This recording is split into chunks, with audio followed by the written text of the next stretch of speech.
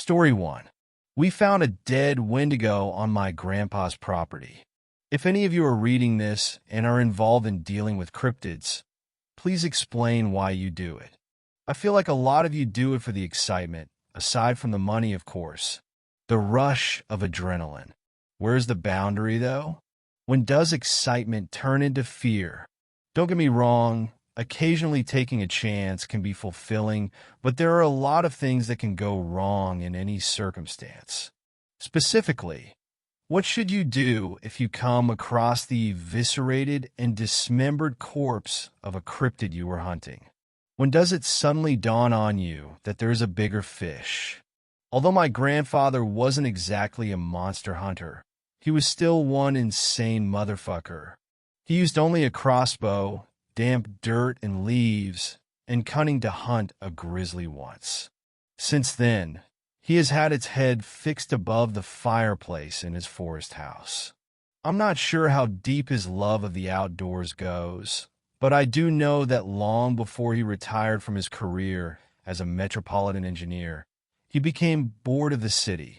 Ever since, he has resided in an ancient home situated in the northwestern region of the Olympic National Forest, some 40 miles away from the park proper in the state of Washington. Living out there by himself must have been incredibly lonely, but he never seemed to suffer for it. Martin, a guy I met in college, and I have gotten along well in recent years. When it came to being outside, I could see the same passion in his eyes as my grandfather's. He would constantly nag me to join him on camping vacations, fishing excursions, hunting excursions, you name it. It seemed senseless to take him to see my grandfather. To be honest, I thought Martin would never come back with me and that they would get along too well. Ultimately, it made no difference since ever since that day, the woods have become deeply unpleasant to both of us. This time Martin was really excited, literally shaking in my Jeep's passenger seat. Dad had promised to teach him the ins and outs of skinning and pelting during their previous trip. Martin used to talk endlessly about how nice it would be to sit in front of a crackling hearth with a beautiful deerskin rug spread out underneath. My only purpose was to see how my grandfather was doing. I was getting a little concerned since, for the last week, he had not been returning my calls or emails.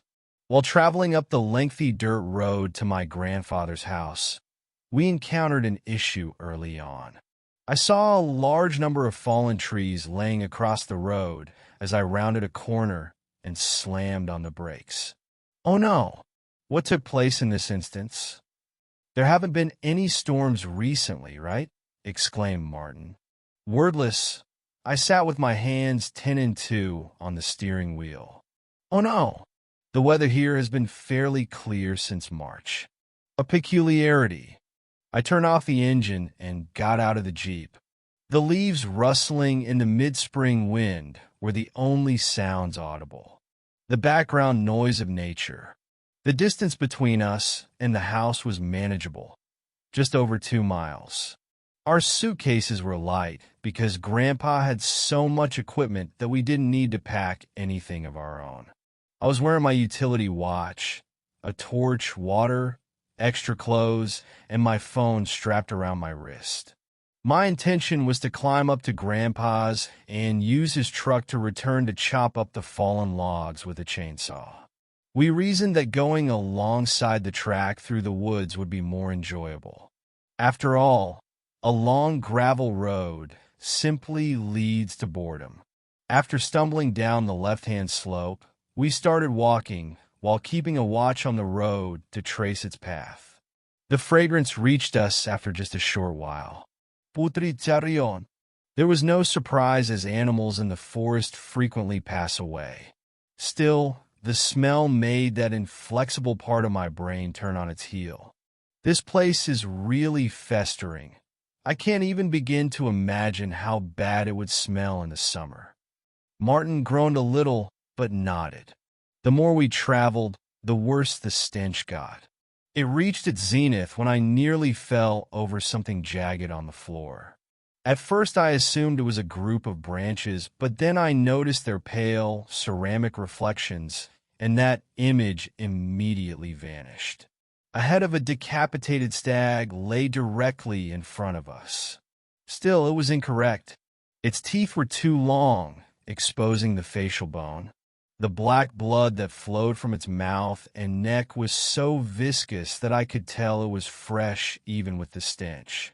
Martin said, "Oh my God, that's really strange. You believe this was done by a bear?" Well, this place is only home to black bears, right?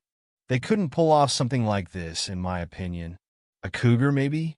I'm not sure. I have never saw someone decapitate a stag so violently, though.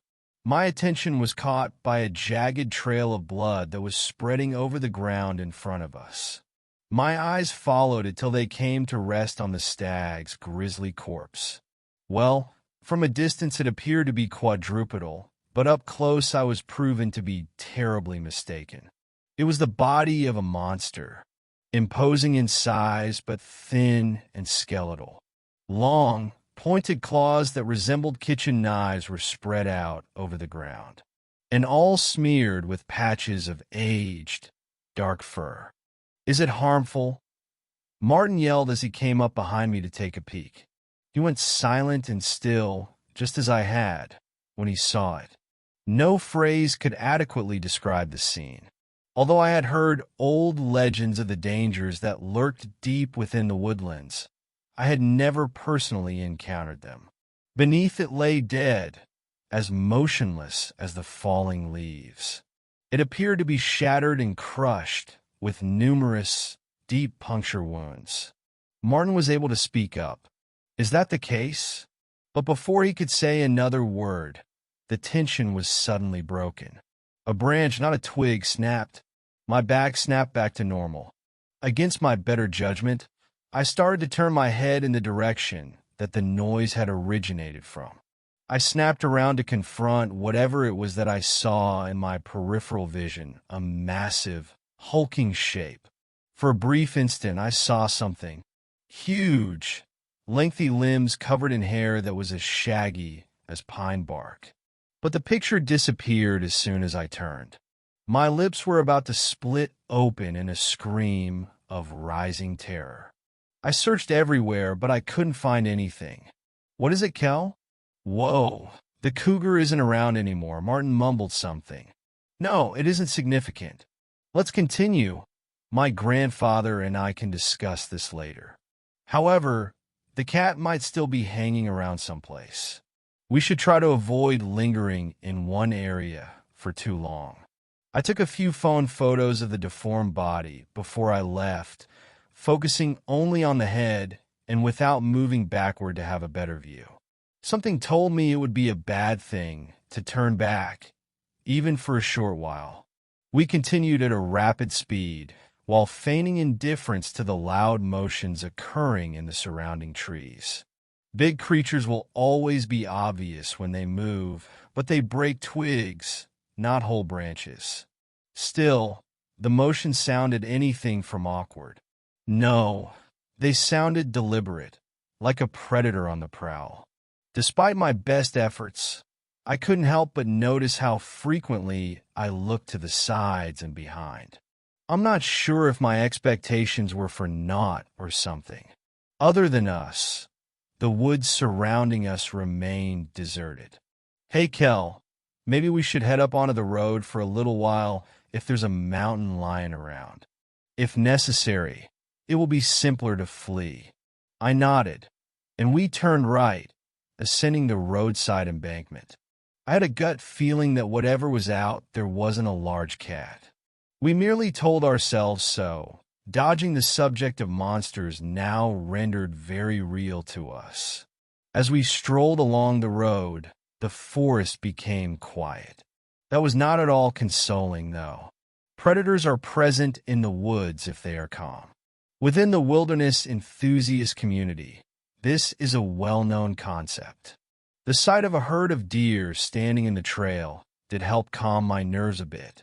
They turned to face us, although they didn't appear to be overly bothered by our presence. Simultaneously, a dense knot formed in my stomach, representing my sense of vulnerability and exposure. As we approached, they began to walk off the road and into the woods. Only one of the deer moved. No, it wasn't frozen, but was it restricted? It began to rise off the ground, whimpering and twitching as if it were weightless. It passed by so swiftly. Deep wounds tore over its torso, and its limbs shattered and crushed, cutting off its last gasps. And there it stood, as if it had always been there. It was a bad dream. Enormous, inconceivably large, comparable to 2 elephants piled high. It was stooped down, with its forelimbs, which ended in spindly, sloth-like claws, appearing incredibly long and thick. Its lengthy body ended in 2 shorter legs with inverted knees and spur-like appendages supporting the feet. The head, perched on an extended neck, resembled an odd hybrid of a crocodile and a horse. Its eyes were hollow pits, and the ripped flesh surrounding its mouth showed terribly crooked teeth protruding at strange angles. Its head and flanks were covered in long gashes that glinted in the last of the daylight. There was no doubt that the earlier dead monster had fought back. It was never going to be sufficient, though. It stared back at us as we stood there dumbfounded, moving only its rib-like appendages up and down on its bottom, until the deer was nothing more than a shredded bag of meat and bone pieces. The animal appeared to deteriorate in front of our eyes as the jagged ribs dug farther into its flesh. It resembled a juice carton that had had its last few drips removed. We were a part of the herd in that instant, immobilized. While some had already fled, others stood there motionless in the face of this monster. Then we detected another stink that was just as awful as the one we had previously, although not quite as strong. Similar to dead fish, sulfur, moist earth, and methane. Wisps of gas emerging from the beast's mouth turned into thick, billowing vapors that rose into the evening sky, making its source obvious. The sound of the deer's disfigured husk hitting the ground relieved the strain. The beast swung its head in their direction as the surviving deer flew, scampering off into the trees. Its head was awkwardly flopping around when it rotated, suggesting a problem. It let out a harsh, guttural rattle, and I took a step back as it bolted after the herd, its matted hair waving fiercely. As it moved, it broke apart a tree, although it was completely unaffected by the blow. We said nothing till its booming gallops vanished into the rapidly growing night. What the fuck? What the fuck, W.H.? What was that object? Martin stammered, his eyes filling with tears. We need to arrive at the house before dusk, man. I don't know. In the dark, I fear we have very little hope of escape it. Are you insane? We must return. I wish to leave this location as soon as possible. How about my grandfather? We can't just leave that thing on him here. Without glancing at me, Martin disagreed right away and began jogging along the road. Even if we wanted to escape, it would only take a small effort for the creature to smash the Jeep off-road because we were already more than halfway to my grandpa's house. The lone light in the distance resembled the entrance to heaven. It exuded security, but I realized that we couldn't go on like this, fully out in the open. I glanced at my pocket watch and mentally noted that the home was facing north-northeast. Then I took Martin by the arm and guided him to the left side of the road. The growing foliage and the inclining landscape were manifestations of nature's harsh irony. The light in the home shortly went out, leaving us to navigate only by feeling our bearings. For a horrifying moment, I thought we might have veered off course, but then I noticed the column of smoke rising over the far canopy of trees, which could only have come from my grandfather's chimney. Please go this way. As we got closer, there was no light at all. Perhaps he had already fallen asleep. Due of his lack of communication, I could only speculate. We arrived at the edge of a hill and descended towards a level expanse of land. However, the house was absent. The smoke pillar was there, but it had no source. It started from nothing in midair. The source of the smoke jerked in the air as we paused to examine it. It dawned on me as I smelled the earthy stench. It was there, staring at us with thick vapors gushing from its lips, just like it had been before. However, this time I observed something else. The moon was hanging in the sky now, and something beneath the creature's head glinted in its light. 6 black orbs, 3 on each side of its neck, gleaming like obsidian. They rushed around, unaccountable to one another, and I recognized them right away. Eyes. What sort of depravity was this? It had to have had a false head if those were its eyes, and it ate the deer with that ribcage-like device. Perhaps a diversion or defensive mechanism. With the beast moving in an unusual way, it made obvious that its head would flop around lifelessly. I quickly blinked before turning to face my watch. East of due east.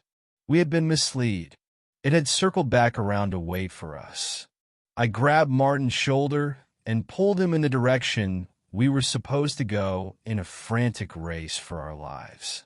The beast gave voice to another rumbling trill, ribcage rippling as it surged into movement. Martin turned to face me, perplexed.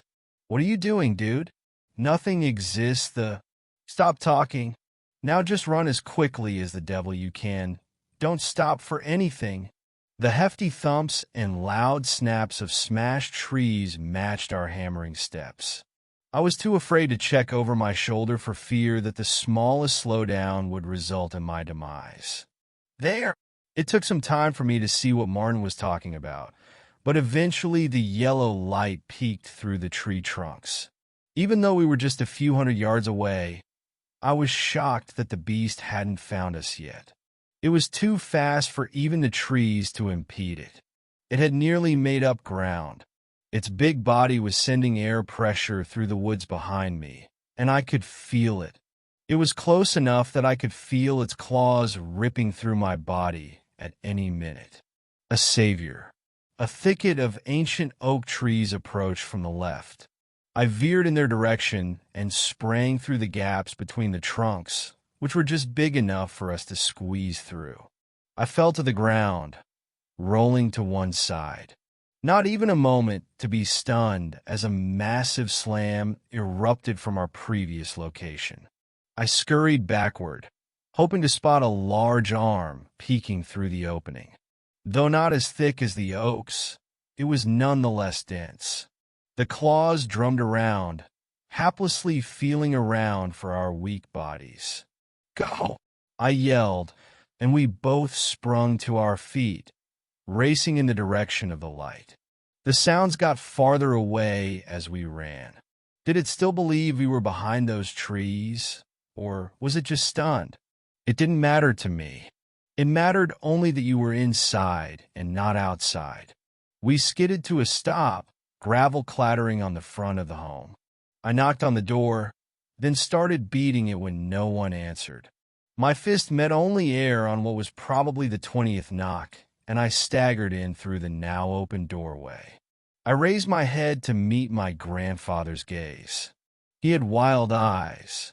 He didn't appear to be himself. He looked from behind me to Martin and back again.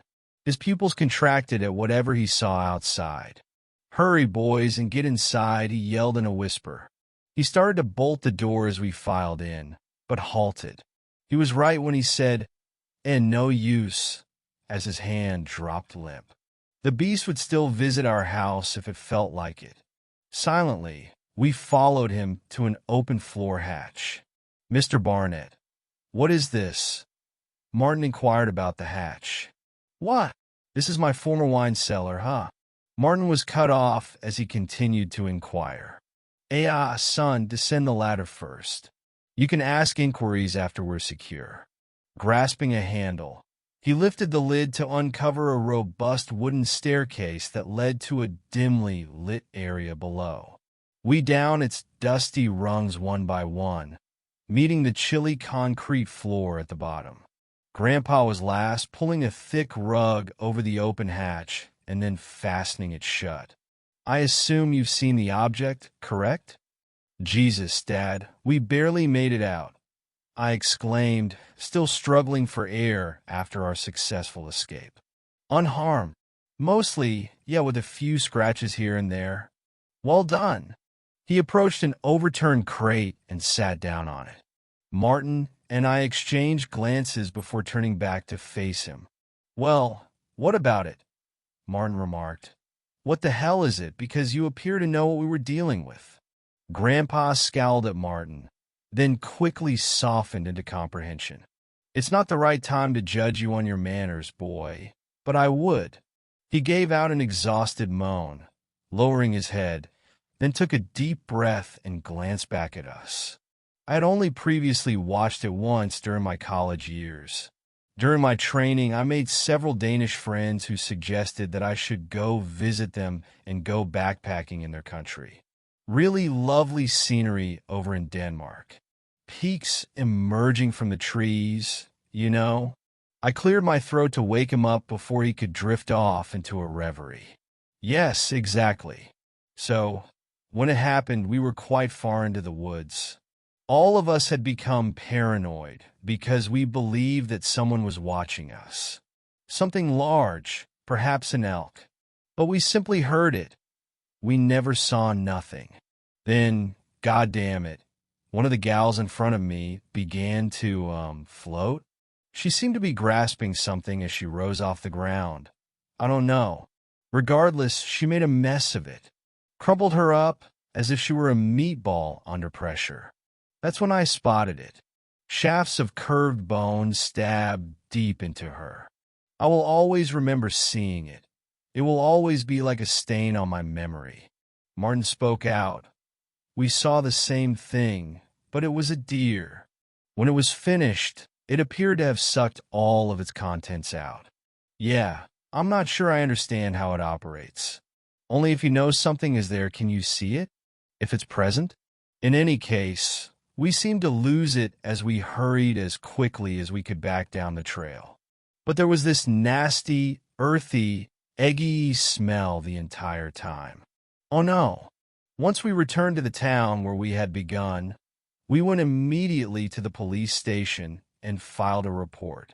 It seems that all they discovered was a small bit of meat, possibly a thigh, or something like. Later on, one of the other guys told me the story. When we returned to the town, he mentioned the smoke that we had seen coming from the forest. According to an old Danish folklore, most people who have ever gone to investigate reports of seeing smoke columns in the woods never came back. They claimed that it would roam back and forth rather than spreading like a fire would. I remarked, Grandpa, that's a terrible story. It doesn't help us figure out what it is, though. What you just informed us is already known to us. Well, given that it can appear anywhere it pleases, I'm sure it goes by a lot of names, he retorted. But the only name I've heard for it is Skorstender. Means chimney beast, if my memory serves me correctly. That makes sense. It took us directly to your chimney, even though we believed we were seeing smoke from it. Kel, this house doesn't even have a chimney, Grandfather moaned. Martin scoffed as he turned to face Grandpa after looking at me. So, it entices people in that way? Yes, although I don't believe it is intended to. I'm going to take a stab at saying that it began with the vapors after it consumed that deer. Yes, I answered. That thing, whatever it is, isn't from here. I believe it's not from anywhere on Earth. After it has consumed something, it begins to emit smoke. Waste product, I suppose, from digestion. So, crap gas? Martin laughed. In dire circumstances, he always managed to lighten the mood, even if only little. I stared at the black and white ceiling above us. thinking about what my grandfather had said. I pulled out my phone to view my images, remembering how this whole thing had started. After beginning our hike up to your place on foot, we discovered this. You know what I'm getting at, but do you know what it is? Grandpa glanced at the screen before grabbing it out of my grasp. I answered, scroll to the right. That's just the head. The only sound that broke his calm concentration was the slow tapping of his finger on the screen.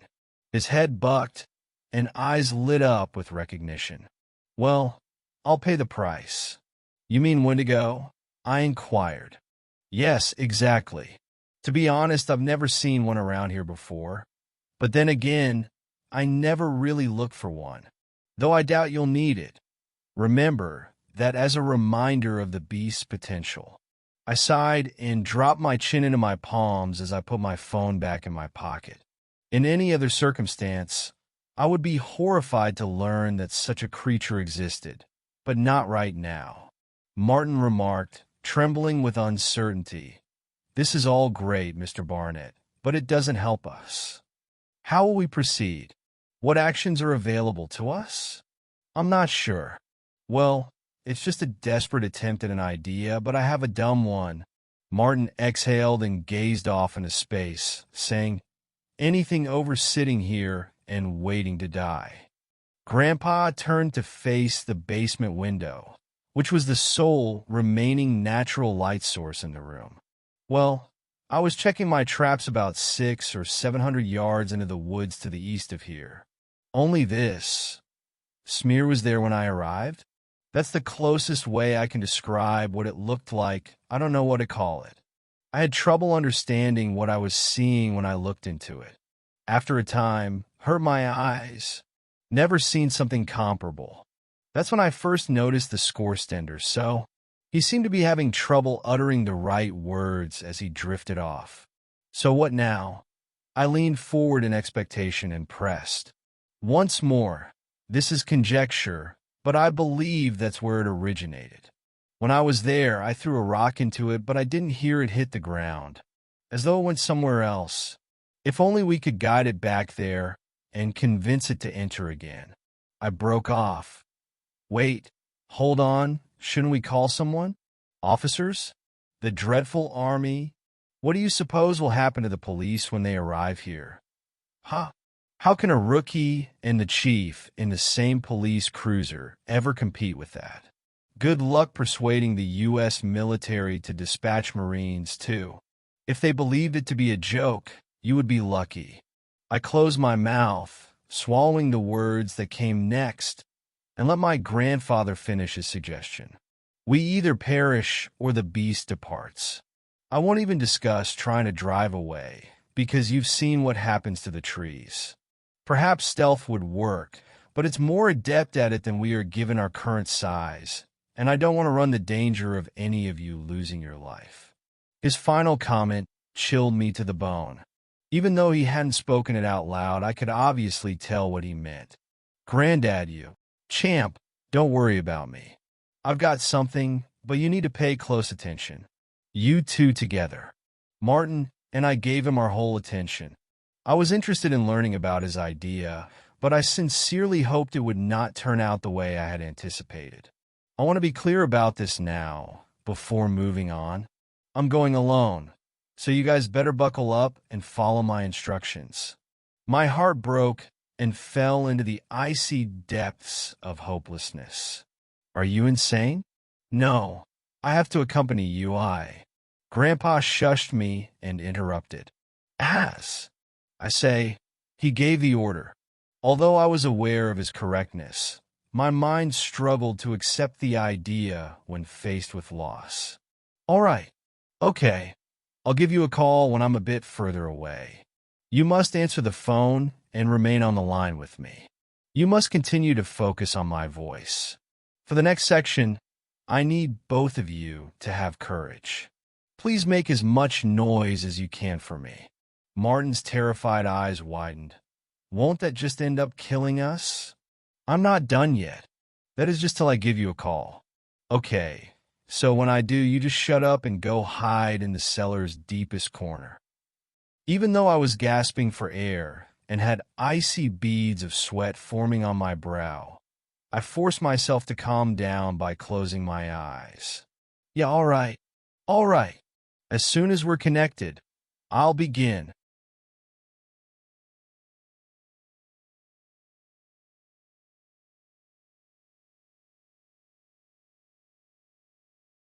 A single muffled thump from overhead stunned us, so strong the roof rained cement dust down onto us.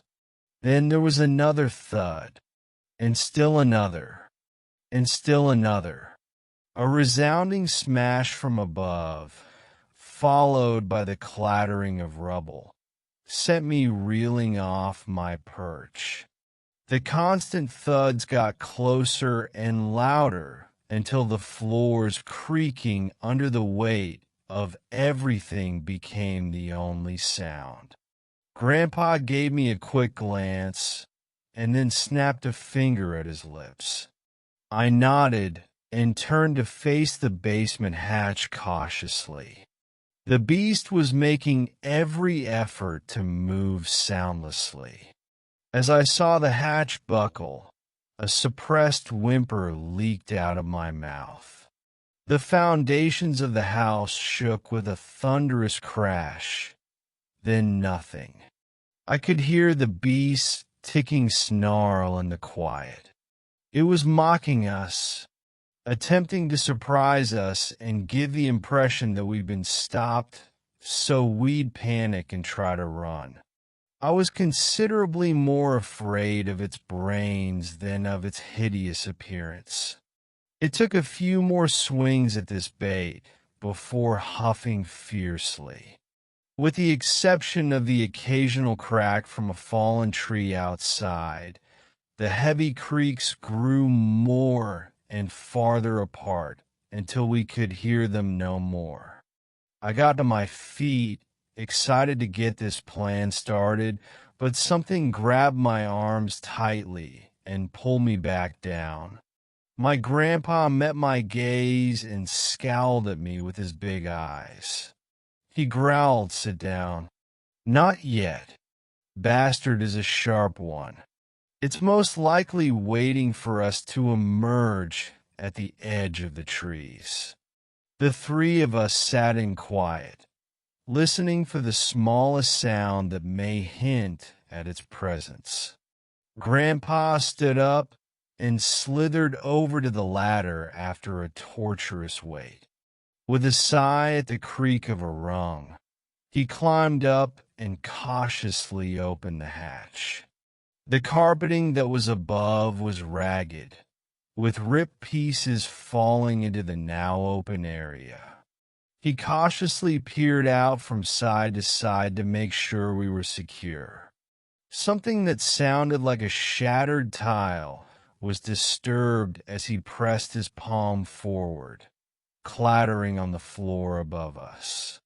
Grandpa tensed visibly and froze in position. Creak! Grandpa was compelled to act by a big footfall and a guttural rumble that I hoped I wouldn't hear. Just in time to see the hatch bang shut with such force that it cracked and the hinges warped, he pushed himself off the ladder, tucking and rolling to the floor. Despite his advanced age, Grandpa's adrenaline caused him to leap to his feet. He gave the floor a frantic glance before turning to face us with a renewed sense of purpose. Ah, damn it, for crying out loud. Modification of the schedule. Martin, take his mind off it. Create some sound. Kel, extend your leg toward the window for me. Martin's respiration increased and his jaw dropped open. Shit. He let out a cry and pressed his fingers into his temples, but to his credit, he quickly turned to face the hatch and picked up a racket. Get it, you fucker. Come on, you hideous piece of trash. Grandpa and I hastened to the window and braced myself in a kneeling position, fingers locked, forming a foothold, where he planted a foot while Martin was busy swearing at the chimney beast. Count 1, 2, 3. I lifted him up and maintained my stance as he released the lock and swung the window open. Grandpa appeared bigger than he actually was, and my body was already exhausted from sprinting away. Nevertheless, I drew him up till he was outside of his waist, and he extricated himself into the foggy darkness. I heard the sound of claws cleaving away ravenously, but I refrained from looking as he turned around. He panted, "Okay, I'll be calling in a minute. Tell Martin to zip when I do. I cherish you, my friend. Granddad, you too." My words grabbed hold of him, igniting a long-forgotten impulse that sent him shooting into the trees, where he faded until he was one with the darkness. Martin let out a yell that grounded me once more, and I turned to see him backpedaling from those spindly claws sticking out from the rough opening that used to be the hatch. He shuffled back, leaving a thick trail of blood, the same scarlet that had slicked one of the enormous claws behind him. "It aches like hell that I got it," he cried, tossing over and coming toward me at a belly crawl. I hurried over and hauled him as far away as I could, but he slumped to the floor in astonishment when I released my grip. His calf was sliced through like heated butter, a mass of exposed, gleaming flesh and bone. His mouth hung partly open, but he made no sound, so I hurried to fill the void with noise. I started to whimper and scream, no matter how loud I attempted to sound. Even after its arm had extended nearly halfway across the room, the creature continued to creep through the shattered hatch, its claws tick-tick-ticking in an attempt to find our flesh. With Martin backed up into the farthest corner, the huge hand approached, agonizingly slowly. It was only the vibration in my jacket pocket that alerted me to the call. In some way, I had the impression that responding to my grandfather's appeal would provide safety. With a quick motion, I reached into my pocket and took out my phone, fumbling with the touch screen and picking it up. "Daddy?" I begged into my phone. "It's so close, it's about to get us. Please do something." A thunderous crack sounded through the night instead of a reply, and then the phone rang. The beast's arm lunged backward and momentarily froze before tearing out of the basement and scattering pieces of wood all over the floor. As simple a sound it was, I recognized it. His hawk. It had accompanied him. He might have had it on him the entire time. I'm not sure when he picked it up. Through the window, I witnessed the massive figure slam into the trees at a speed that matched my Jeep's fifth gen. I startled when I heard my grandfather suddenly start yelling over the phone. The words were inaudible, lost in the jumbled noises of passing motion. I took a time to remove my t-shirt and jacket, and I wrapped Martin's upper calf tightly in it to act as a tourniquet. Grandpa, sounding hollow and tinny over the phone, added, "Hey, Kel, make sure you keep up your aerobics." Oh my, it sure as hell doesn't get any easier as time passes. I chuckled half-heartedly and said, I will. Together, I would like to go camping, going through these woods and living off the hunt. You do? I'm sure of it. He choked back a sob and added, I do too. You're gonna have to be strong for your ma, okay? I have no possibility of escaping this time. However, you two are. That's when I broke down, my cheeks lined with heavy torrents of water. I'm gonna miss you. I love you very much, Dad. Yes, but we also had some enjoyable moments. Amazing times, don't you think? Yes, I most definitely did. Furthermore, this is a really fierce way to go out, don't you think? I felt a strange comfort rise inside me that nearly overcame my tears. Indeed. All right, I'm here. The blot. I have no idea what I'll discover there. As it approached him, I could hear the thunderous beast approaching, along with its clicks and rattles. I'm entering now. Promise me one thing, though. Anything, Daddy? Ah, you do fine, child, and you bring pride to my daughter. That's all. The phone speaker made a strange sound that sounded like a stone sliding across a frozen lake, and then there was a splash that seemed to drown out all other noise. A tremulous voice spoke through the phone once more, breaking the lifeless silence. How the heck is that? How are you doing? I cried out, begging him to give me any scrap of information.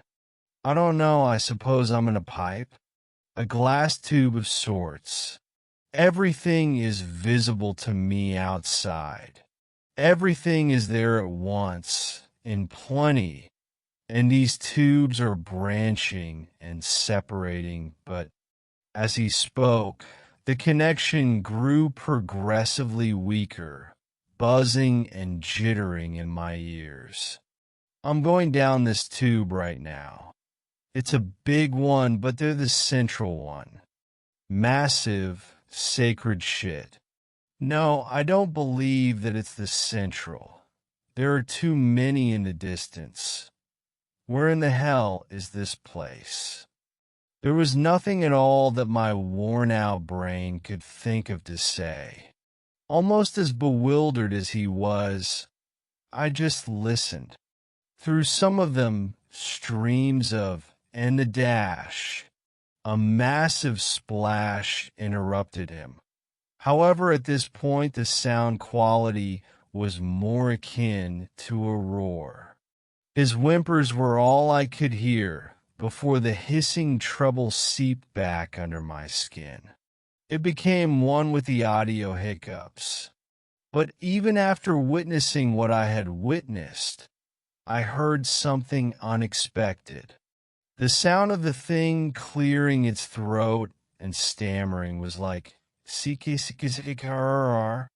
SSSSS S Rossike CK Ariadith triple XLTBRRR. The road is shown to us CKCKCK by its flow. It uttered words. The beast of nightmares, otherworldly, had spoken. Its remarks were startling. They sounded like something someone had taught it to say, punctuated by animalistic clicks and hisses. Grandpa let out a scream, but the call abruptly cut off and emerged as a high sine wave tone. My hand released its hold on the phone without warning, causing it to fall to the ground. I knelt down to get it, but when I touched the home button, all that was visible to me was my home screen. Call was not successful. I turned to face Martin. He was breathing, but he was unconscious. Even though the bleeding had stopped, he still required emergency care. Still, I collapsed to the ground, leaning my back against the chilly concrete wall, and made the decision to endure until daybreak. Even though I was positive that Grandpa's strategy was working, a tiny bit of doubt kept me from moving further. The rush of excitement was starting to fade. Head banging, limbs hurting. I struggled to open my eyes, but they felt like they were being pulled down by anchors. The brightness disappeared, and I drifted off to sleep. I woke up to a reddish-orange haze and heat on my face. I averted my gaze and winced at the sunlight that streamed over my face through the ruined basement hatch. Any ideas this was just a regular nightmare were dashed. Martin, I turned onto my side and noticed that he was lying a short distance away. Thankfully, his breathing had not stopped. A little quantity of the blood still trickled from his damaged limb, but the blood covering his left leg was dried and dry. I made the decision to let him rest while I went to the damaged ladder and pulled myself up what was left of its rungs to get outside and into the home. Absolute destruction. When I say that nearly the whole front of the home was gone, I mean it. There was stillness despite the wooden beams protruding from the debris and dust heaps. Birdsong, unlike the day before, wafted through the ruins and through the woods. I seem to remember reading that woodland animals would become silent in the presence of a predator, but I was too nervous to notice until the sounds of the animals returned. Even so, I felt a few tingles creep up my back. I felt secure, but up to the incident, I had also felt secure with Grandpa in the basement. I couldn't get rid of it even though there was no smoke coming from any place along the tree line and no smell bothering my nose. I fumbled around in the rear portion of the still-standing house for a while. Surprisingly, I discovered the keys to my grandfather's truck in the kitchen counter's corner. I virtually jumped down in the ancient wine cellar, then calmed down and shook Martin gently till he moved. He was disoriented and sleepy. "Man, don't worry. I will bring you home." I supported him on the ladder by putting his left arm around my shoulder. We limped through the debris to the truck after I managed to free him, but it wasn't easy. I swerved, going faster than is necessary, and brake hard when the fallen tree trunks suddenly came into view. Martin felt a jolt and snapped to attention due to the discomfort in his leg. I expressed my regret and didn't hesitate to get out of my seat to assist Martin in getting down. The smell of death was more intense due to the neighboring Wendigo corpse that was festering. It reminded me of the pure dread of the previous night, and throughout the short walk between the truck and my vehicle, my paranoia intensified. I felt vulnerable, unclothed. Martin was hurt, but we managed to get through the trees and into my Jeep without any delay.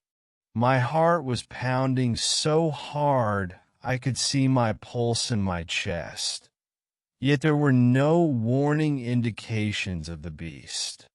The wheels slid, kicking up dust after a clumsy three-point turn, and we took off down the track. We drove till we came to a tiny police station, through whose double doors I leaped out of the Jeep. Maybe a hasty decision in hindsight, but my thoughts were elsewhere. I had them report a serious animal attack, and then call an ambulance for my friend before doing anything else. Cougar is what I blurted out when asked what attacked us. The policeman moaned as I presented the evidence. Grandpa had vanished, hauled off by our attacker. Martin was picked up shortly after by an ambulance. Despite being clearly taken aback by the wound, the EMTs continued to treat him.